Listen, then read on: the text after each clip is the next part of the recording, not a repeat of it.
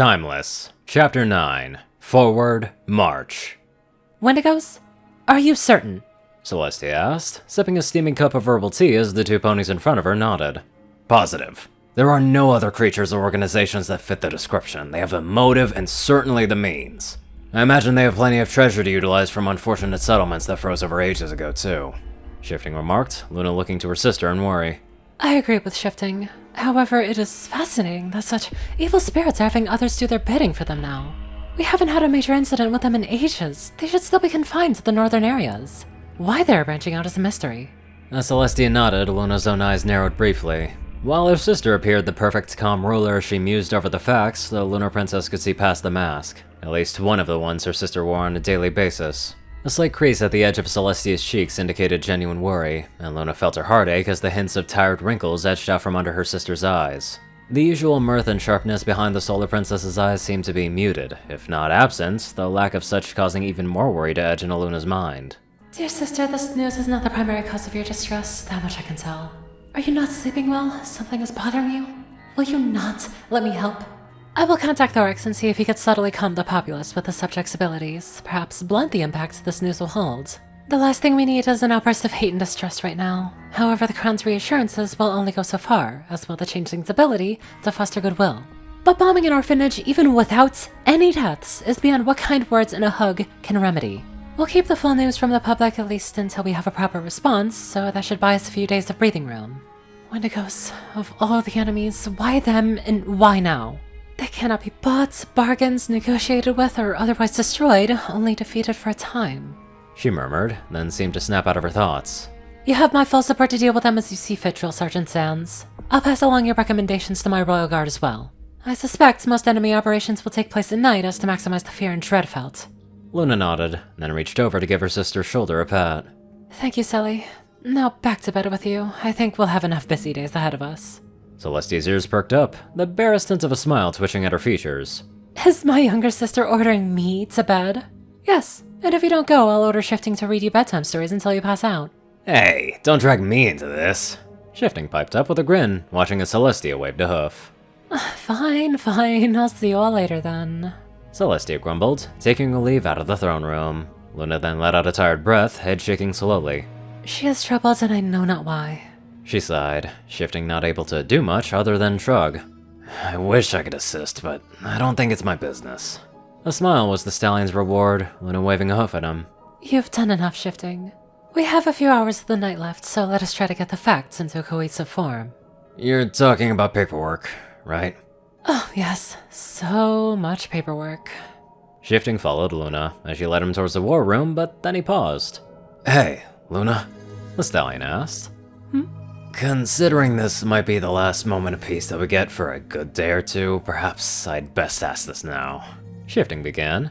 Perhaps not tomorrow, or the day after that, but as soon as we both have a portion of the night free. Would you like to have a formal date? Definitely within a week, though, assuming we aren't swamped with work. Clearly, the request stunned the princess, her jaw moving briefly before she finally snapped out of her stupor with a happy nod. Of course. I do not wish to rush you.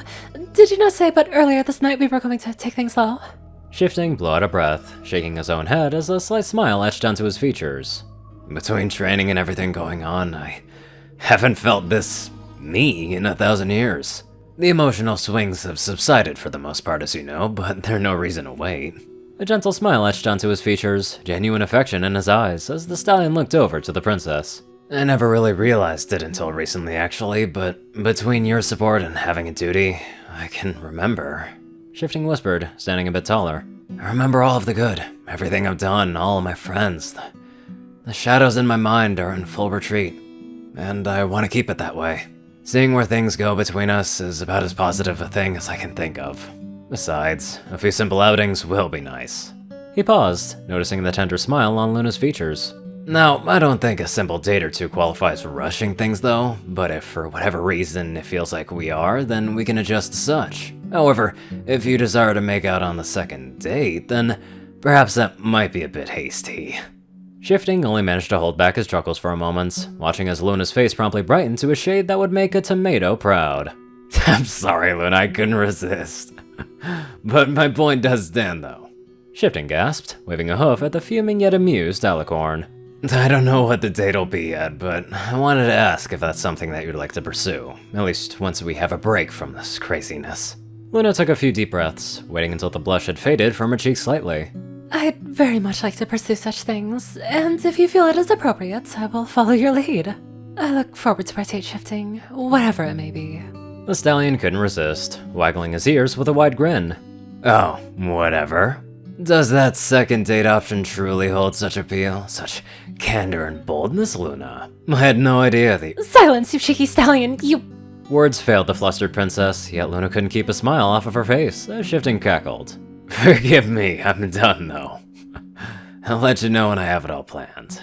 Luna nodded, pausing as they now stood near the doors of the war room. A sly smile edged onto her features as the Alicorn looked over Shifting with a smile. That old armor suits you. Perhaps it should be made an official matter. That would be more paperwork though. Perhaps at a later date. Luna mused as she promptly trotted away into the room, leaving Shifting gaping at her. Oh, you evil, evil creature. Come, Shifting, there is paperwork to be vanquished.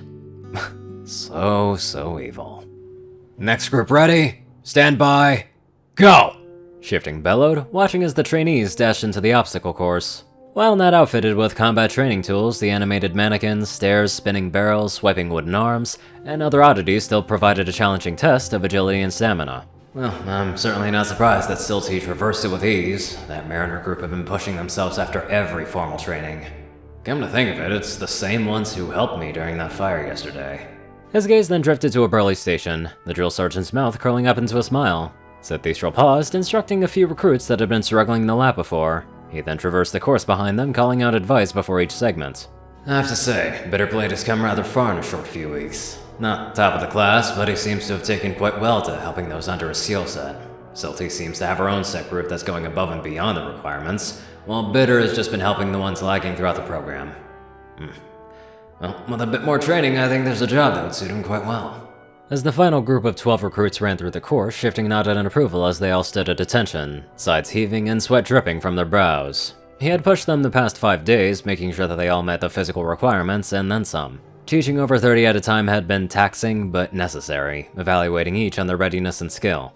I hope that Luna understands why I've been so busy, but at least now I have an idea for our date. Good. Starting tomorrow, that course is going to get a lot trickier. Everyone seems to be caught up in every aspect except for combat. So, this next week or two is going to be interesting for every pony as we review and learn new techniques. Everyone is dismissed. Be back here tomorrow at the usual time. The trainees disbanded, leaving Shifting to check his pocket watch with a satisfied nod. Alright, I've still got a bit of time. It was a quick matter to shower and change out of his full armor, an action which left the stallion feeling bare despite still wearing a small breastplate with a Night Guard insignia. It wasn't full formal wear, but still above simply going naked. Though having a permanent recall spell in his armor did assuage Shifting's nerves somewhat. Ugh, being without armor should feel a lot more natural than it is. Well, that's what I get for wearing it for hundreds of years. The stallion mused. Alright, so a short stop to see Celestia, she heads in for bed for the matter of courtesy, then meet with Luna to see what she wanted to talk to me about, and then leaving a note for contact of the factory CEO for the day.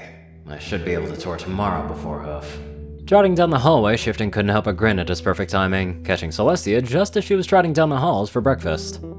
Shifting! I believe my sister's still wrapping things up in the dream realm. Celestia remarked, ears flicking up as Shifting shook his head. Actually, Your Highness, it's you that I was looking for. Oh? Glancing around and seeing that they were alone, Shifting began to open his mouth, but abruptly shut it as Celestia gestured with a wing towards a room off to their left. Following her inside, Shifting looked around at the neatly kept guest room, one of the many within the castle. I assume this matter requires a bit of discretion? Celestia asked, the stallion then shrugging his shoulders. More out of respect than anything. Words don't fail me now. Standing a bit taller, Shifting gestured outside the halls towards where he assumed Luna would be walking around. I simply wish to inform you that I've asked Luna on a date, and she accepted. That was a few days ago, and I finally got an idea of where to go. He then paused, a sincere smile meandering onto his features. It may not be law or required, but I felt it appropriate to let you know as her older sister. We all may be adults in our own right, but you're her family, so I simply wish to respect that. Celestia blinked, the alabaster alicorn looking over the stallion with a keen eye, expression neutral as he spoke. She then smiled softly, a soft titter leaving her muzzle. Well, thank you, Shifting Sands. she began, impressed at the genuine demeanor of the pony in front of her. The fact that you're willing to do so speaks wonders about your character. I am slightly disappointed that I won't be able to play the part of the scary and overprotective sister, as it certainly isn't required. You've shown time and time again that you have Luna's best interests in heart, and when she's with you, even in brief moments, I haven't seen her that happy and relaxed in ages. You don't need my approval, Sergeant, but you certainly have it. Shifting let out a breath that he didn't realize he was holding. The stallion all smiles as he nodded. Thank you, Princess. Just Celestia for out of the public eye, especially since now you're dating my sister. Speaking of which, what did you have in mind, if I might ask? Shifting paused, fishing out a small and neatly itemized plan of the next evening, specifically a few hours of it. I plan on touring the establishment first, so I can at least somewhat explain to Luna what it all does. It's mostly automated now, but I think she'd find it interesting. A bit of mirth crept into Celestia's gaze, the alicorn letting out a soft chuckle. For a fraction of a second, Shifting then saw something slide into the alicorn's gaze as she looked over the list, but then it was gone. The ruler all smiles as she continued to read the parchment. I think this is perfect, Shifting. Am I to assume that you came up with this after examining our activities on that day off that we took? The unicorn nodded, accepting the levitated schedule back.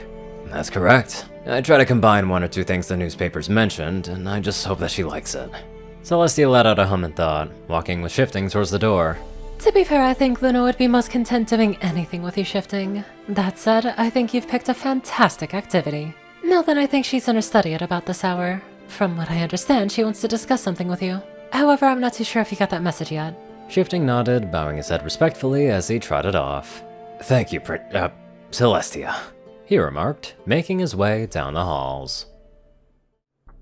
Now to wonder if their date is gonna go well, because for all we know, another orphanage could blow up, or maybe a Wendigo might appear. I don't know, something bad could happen. But let's hope not. Anywho, let's get on to our fashionable donators. Top donators: TacoCat598, Peter Coulthard, J10 Man, Darkside, Gauntlet, and Only One Thing. Zer630, Strix, Rayden, Narwhals, Black Moonheart, Drake Lovedragon, Pastel Skies, Austin Roland, Crazy Killer 557, Stu Hex, Will, Dospo, Delta Omega, Jack Cadge, Runescythe 9852, Leslie Perkett, Hunson Roman, Stephen Bingham, Line Guy 12, Jason Alvarado, Discord and Defender, and many more blessed people. Thank you all so much for watching this video and live life to the fullest.